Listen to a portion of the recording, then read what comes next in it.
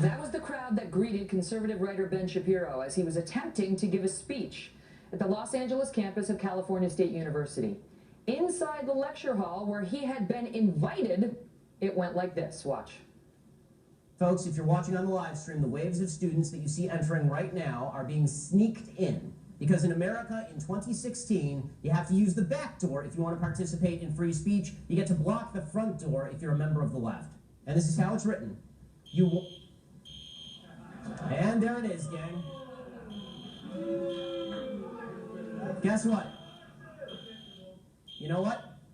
They're not going to stop us.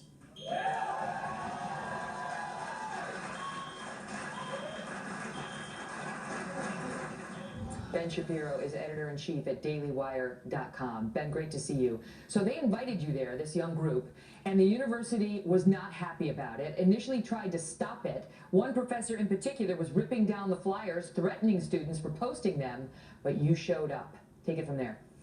Yeah, well, the president of the university attempted to cancel the speech, and I told him to screw himself. I was coming anyway because that was a violation of free speech rights.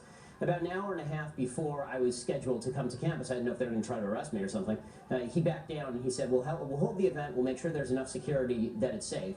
I started getting messages on my text and through Twitter that there was violence going down, that there was a huge crowd. By the time we got there were helicopters, cops everywhere. Every single entrance and exit except for one had been barricaded and blocked by the students. The police were doing nothing to actually move the students and the protesters so that people who wanted to hear could get in.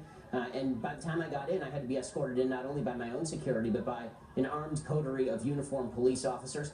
And they were sneaking all of the students in 4 at a time through a back door the protesters hadn't yet discovered. And so obviously, this is a public university. They don't understand anything about First Amendment, which is the answer to speech you do not like is not less speech, it's more speech. You don't shut down the initial speech.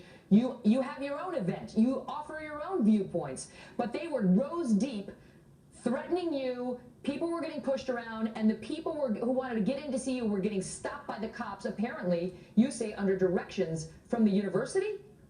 So basically what I say is that the police officers were doing nothing. They'd been told by the university to not move any of the protesters who had locked arms and were blocking off the door so nobody could get through. And there's plenty of video on Instagram and YouTube of these people who are attempting to just get in to listen, being pushed around by members of the audience, or screaming at them, cursing at them, pushing them, assaulting them. A reporter from Breitbart was assaulted 3 times. A man who was disabled with nerve damage, he was assaulted by folks who were protesting. It truly was the fascist left at work.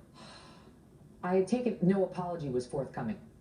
No, no, of course not. The only apology they wanted was an apology from me, and then from the president for allowing me to speak in the first place. Again, I'm a California taxpayer. I pay for all these dolts to go to college here and all these professors to protest and try to tear down flyers. But you know, this is a blatant violation of free speech principles, and more than that, it's just more evidence that there is a movement within the left, a very hardcore fascist movement within the left to shut down speech that they disagree with and to punish physically people who they don't like. And that's why at the very end I turned to the students and I said, do you want to go out there and confront some of these protesters? And I was told by the police officers, if you do that, there could actually be a riot. They said, we don't have the capacity to protect you or the other students. And I'm talking about 10 uniformed officers at the time who were scheduled to protect me.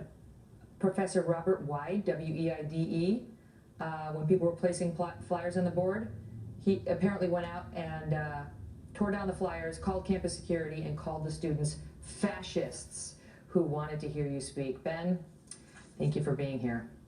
Thanks so much.